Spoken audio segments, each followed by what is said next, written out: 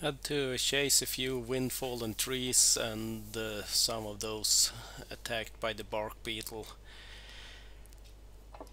The forest machines had been parked for a while since this winter's logging, so since I had installed that extra access to give the turbo a little oil, uh, I used that option before starting it.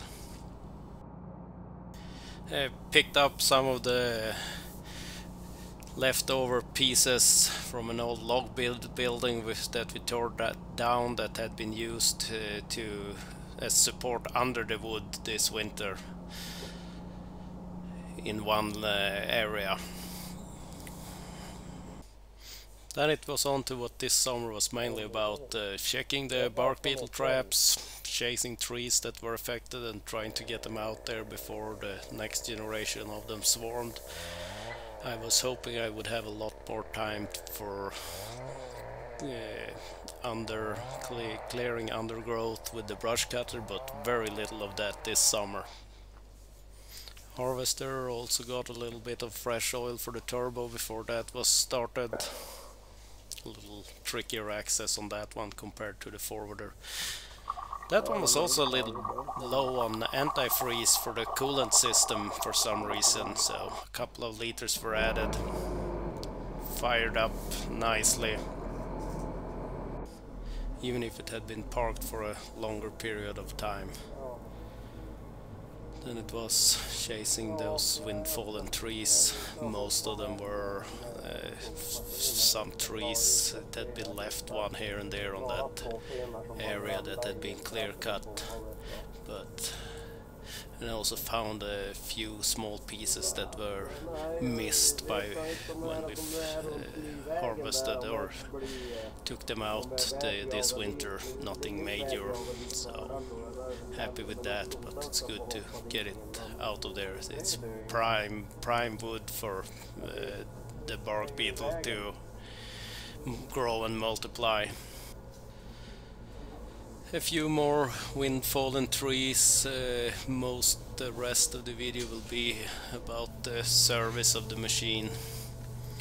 In some places I pulled them out of the still standing trees to not have to go in there with the forwarder. Also, if it wasn't more than a couple of them, I just cut them loose from the root and then drag them out with this machine rather than bringing two machines in there. And getting bigger piles makes it easier to make sure you get all of them. My dad built a little cabin here a number of years ago that's on wheels. Quite a lot of this summer was preparing new ground for plants, and did plant a couple of thousand also in the areas that have been clear cut lately. Even the small machines require fuel, even if it's a tiny fuel bill compared to the forest machines. More filling up the tires because they were quite flat. Had to visit it a few times during my traveling on the property looking for bark beetles. Here I had a windfallen trees, and I also made a walk up there to see. This area up here was not heavily affected. And the machines need grease and maintenance every now and then. The grapple I try to grease after like 20 hours of use at least. I've found a small little annoying leak here. It will not be covered in this video fully. I'm not sure where the video footage is. A little hint, one pipe has a tiny crack in it, but it will be more on that. I tried tightening the connection here and added some paper to try and locate the leak. It was not very big, but a few drops every now and then. There is a lot more manual greasing on the harvester compared to the forwarder. They both have the central lubing system, so a lot of places are still managed by that, luckily. But the harvester head, there is like a bank with places for the internal joints that you can't access, and then there are grease fittings pretty much everywhere on it. But At least it's easier when you have an electric unit. And here we gave the excavator new teeth. Well, here we are actually only taking one off to double check the system, so we order the correct teeth.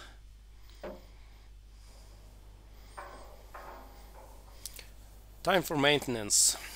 It's a 500-hour maintenance, and there was some issue with getting the hood, the cover, engine cover up and down. Usually you can use that, but it got kind of stuck there for some reason. I wanted to get started so I could push it up and get the skid plate down by hand. Had gotten hold of some new washers this time around, even if copper washers can usually be reused a couple of times. I anneal them, you heat them to a red and dunk them in cold water, and that softens them, the opposite to iron or steel. And I did fuck up during this maintenance also, but you will see that in a tiny bit. Getting a new oil filter in place.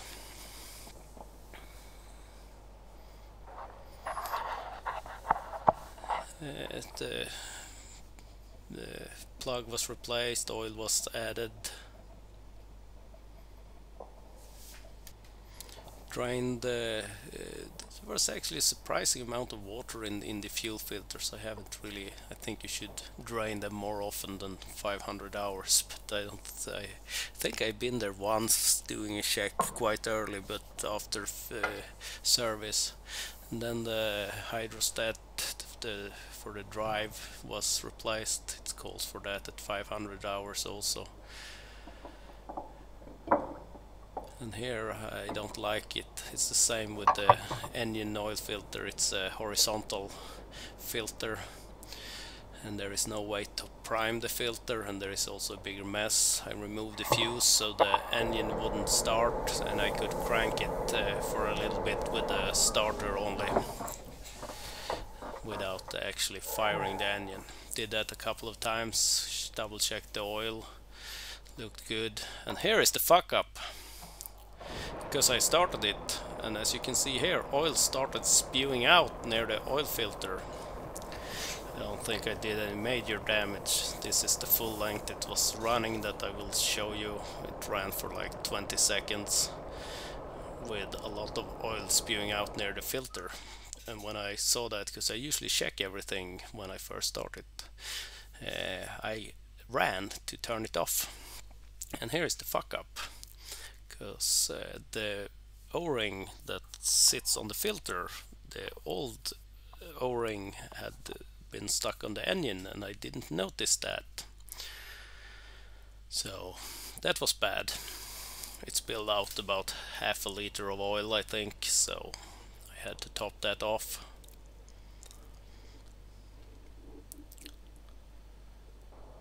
And then it could be started again. And no leaks. Cleaning again, searching for that tiny little oil leak I will cover in the future. Cleaned up the skid plate some. Also checked the rear axle, drained a little bit of oil, and it wasn't a lot of condensation water here, it seemed. It had been sitting for a couple of days here, so any water should have collected at the bottom.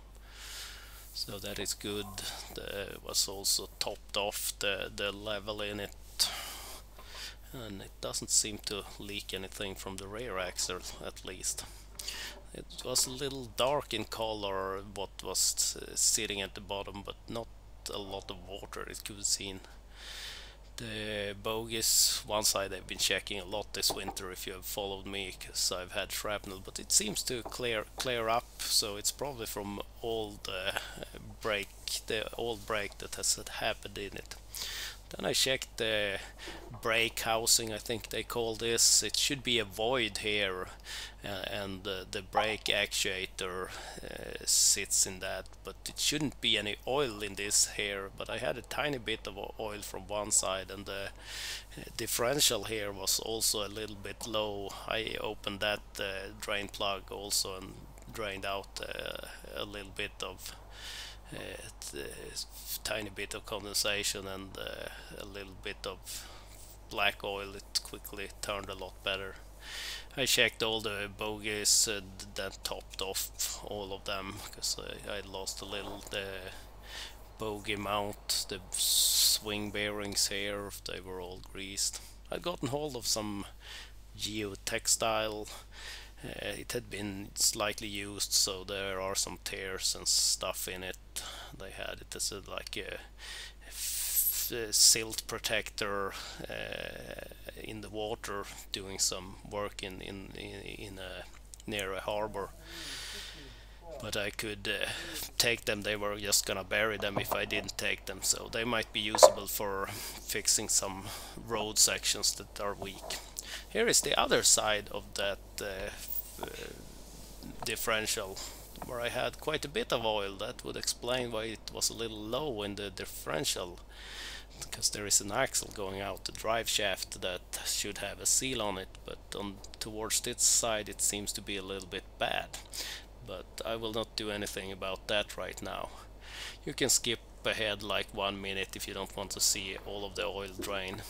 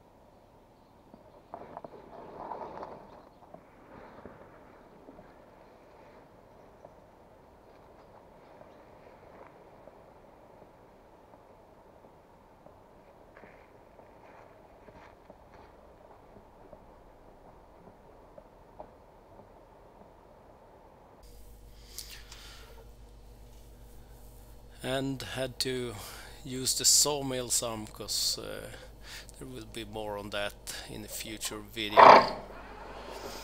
Back to the forest machine. I had issues with my cheapo extra circuit breaker on the forwarder, if you have seen that video. So, and I had the same model cheapo breaker on the harvester also, but I had purchased a sturdier unit. So as a precaution, I wanted to replace this one to not have issues later on. The new one was a little tiny bit different in size, and I had to start cutting and trimming the plastic piece here that I have had it mounted to be able to fit the new unit. And this plastic is tough. I'm not sure if it's nylon or Delrin or... But after trimming, it was possible to bolt it into place. I'm quite happy with the mounting point for this one. I don't think it will...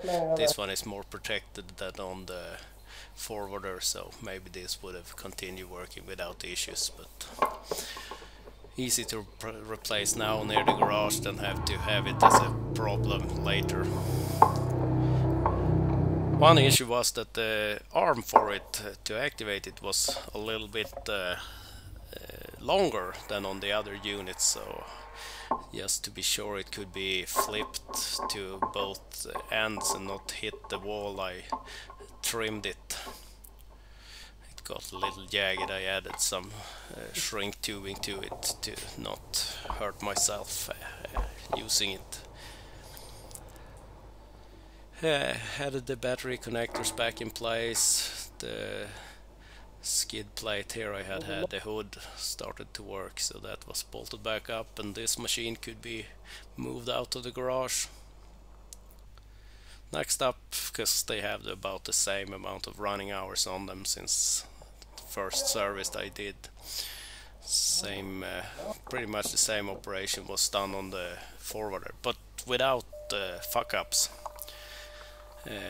While being out there I collected some of the big stumps that had been trimmed off trees, either because of they were rotten or there were splits in trees. I think we have one here where a tree had split into two trunks, and a piece had been discarded because of that, and we're making firewood out of it.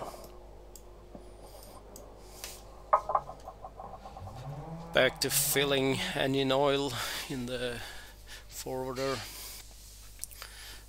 Here the hydrostat, the drive filter, it's vertical and you can prime it, and I think the manual still calls for pulling a fuse and cranking the starter, but they don't talk about priming the filter.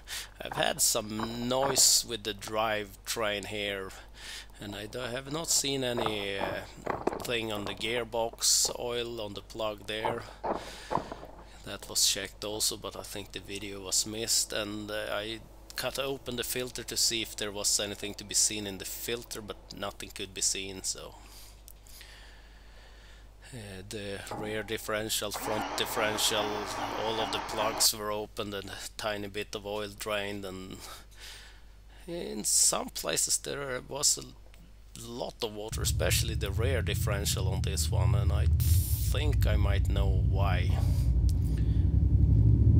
All the bogies, there was a tiny bit of metal shavings on a couple of the plugs, but nothing really concerning. Yeah, and my dad decided to move his motorcycle.